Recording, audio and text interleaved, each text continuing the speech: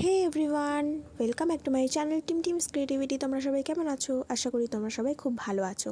তো আজকে আমি একটা ম্যান্ডেলা আর্ট করব, আর যেটা কিনা লাল, নীল, কালো আর সবুজ রং দিয়ে করেছি। তো তোমরা ফাইনাল লুকটা দেখো, আর দেখে আমাকে অবশ্যই জানিও যে তোমাদের এটা কেমন লাগলো। তো এবার আমি তোমাদের একটা কথা বলবো। অনেকে বলে যে মানুষে নাকি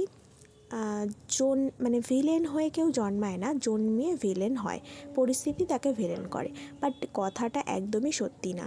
যদি সেরকমটাই হতো তাহলে যুধিষ্ঠির সবার আগে ভিলেন হয়ে যেত।